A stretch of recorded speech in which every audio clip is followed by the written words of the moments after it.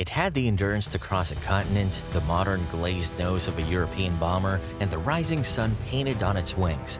This wasn't a licensed copy or a borrowed design, this was Japan's own creation, an aircraft forged to be the Empire's strongest weapon, but cursed by the same ambition that gave it flight. Welcome to Historical Digs.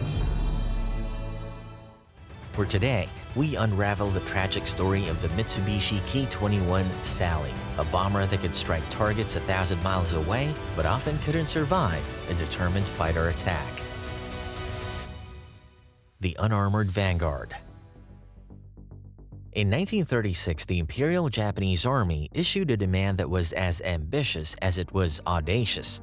It needed a new heavy bomber, a machine that could supersede its aging fleet and project Japanese military power deep into the vastness of China and Siberia.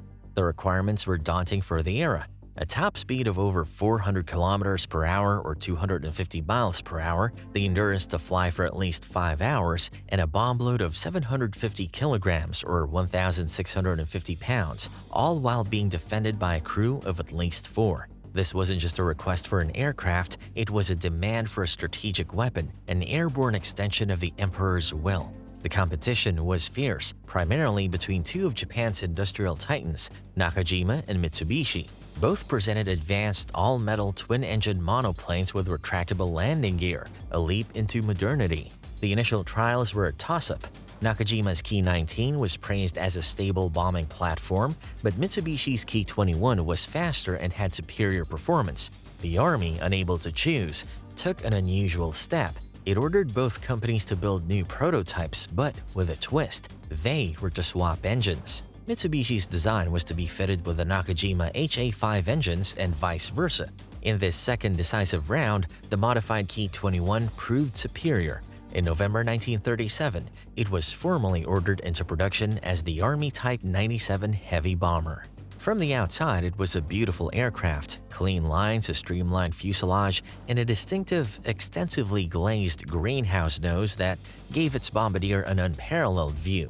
But its elegant skin hid a calculated and ultimately fatal design philosophy. To achieve the incredible range the Army demanded, Mitsubishi's engineers stripped the aircraft of almost all crew protection. There was no significant armor plating to shield the 5 to 7-man crew from enemy fire. More critically, the fuel tanks integrated into the wings were completely unprotected. They were not self-sealing, a technology that used rubber layers to close over bullet holes, which was becoming standard on Allied bombers.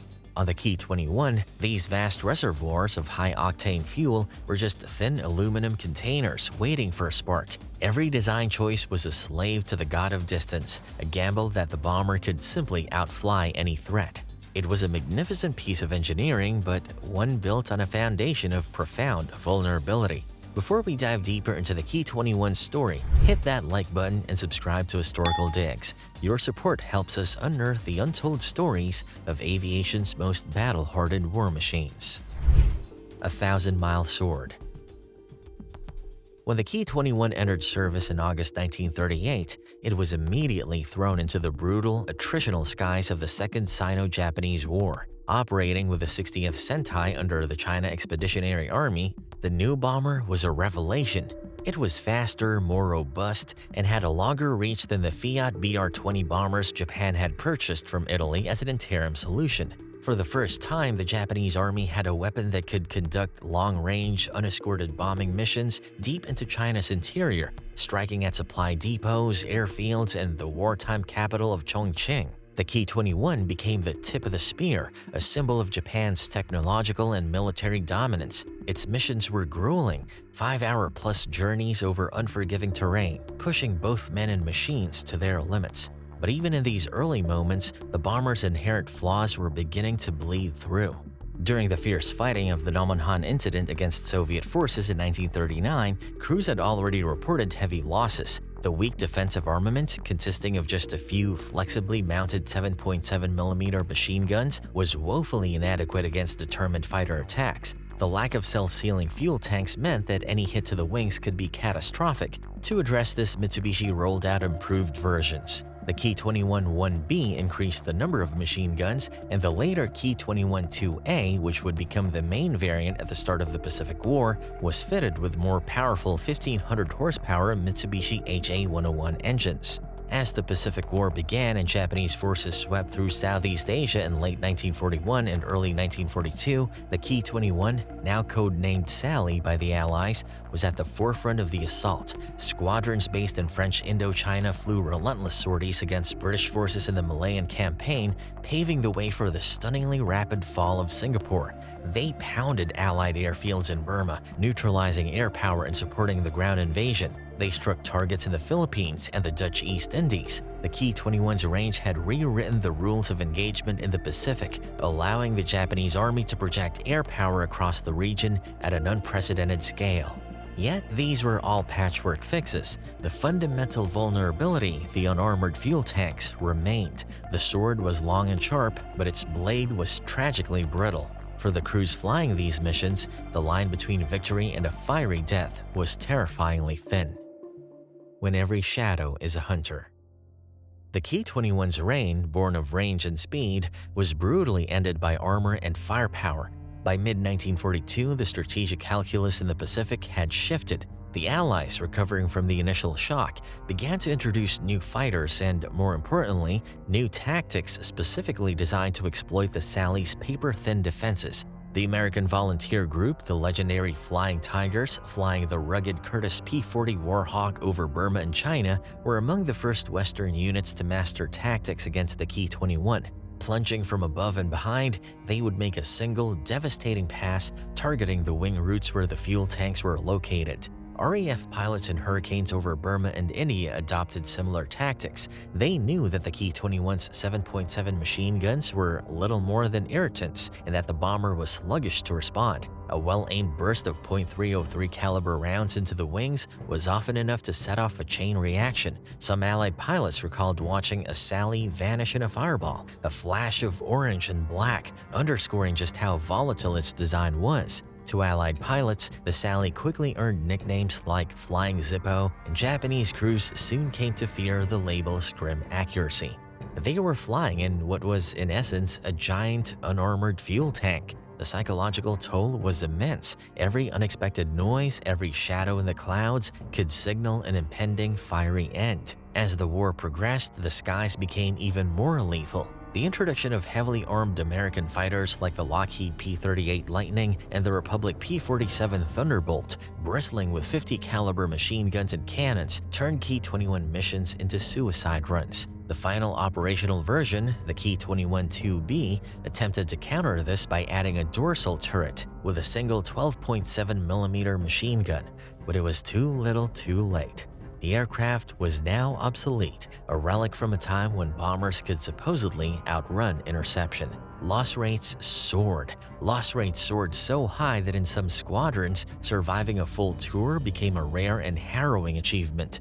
The very doctrine that had given the Ki-21 its 1,000-mile reach, prioritizing offense over defense, had now become its death sentence. The hunter had become the hunted, stalked by enemies who knew its one great secret and exploited it with merciless precision. The late desperate flight. By 1994, the Mitsubishi Ki-21 was a ghost, a machine hopelessly outclassed and relegated to the margins of a war that Japan was now losing. Its intended replacement, the Nakajima Ki-49 Helen, had failed to be a significant improvement and was plagued by its own issues, forcing the venerable but vulnerable Sally to soldier on. With Allied air superiority now an unchallengeable fact, the Ki-21 was pulled from frontline bombing duties. Its remaining life would be one of desperation and sacrifice, its sleek frame repurposed for the final, hopeless gambits of a dying empire. Many surviving airframes were converted into transports, stripped of their armaments and military equipment to haul supplies and personnel. Designated the MC-21, these planes flew perilous routes to isolated and besieged island garrisons, often at night, in a vain attempt to stave off collapse. Others were used as trainers for bomber crews and paratroopers, or as glider tugs, their once proud role as strategic bombers a distant memory. The Ki-21's story? became one of sheer endurance, kept in service not out of choice, but out of the dire necessity of a war economy that was crumbling under the weight of B-29 raids. The most dramatic and tragic of its final missions came in the closing months of the war. As the battle for Okinawa raged, the Japanese military turned to special attack or kamikaze tactics. On the night of May 24, 1945, 12 Ki-21 2B bombers of the Daisen Dokuritsu Hikotai were dispatched on a special commando mission. Each carried 14 commandos of the Giretsu Kuteitai, an elite special forces unit. Their target was the American-held Yontan airfield, the critical hub for Allied air operations. The plan was audacious. The bombers would crash land on the runway, and the commandos would disembark to wreak havoc, destroying aircraft and supplies to disrupt the American campaign. It was a one-way trip. Of the 12 that set out, 8 were shot down or turned back. 5 managed to approach Yontan airfield through a storm of anti-aircraft fire. Only one plane, commanded by Captain Chuichi Okuyama, successfully belly-landed on the runway. The commandos swarmed out, destroying 7 American aircraft and a massive fuel dump before being annihilated by the defending Marines. The Ki-21, the Imperial Vanguard, had become a funeral pyre, its final flight a testament to the brutal, sacrificial ethos it was born from. It began as a tool to build an empire and ended as a burning wreck in that empire's ashes. So what was the ultimate legacy of the Mitsubishi Ki-21? Was it a brilliant design, perfectly suited for the war Japan initially intended to fight? Or was it a fundamentally flawed machine, a Sally that led its crews into a storm they could never survive? Let us know your take in the comments below. Don't forget to smash that like button and dig into history with us every week. Until then, remember, history is full of hidden gems if you know where to dig.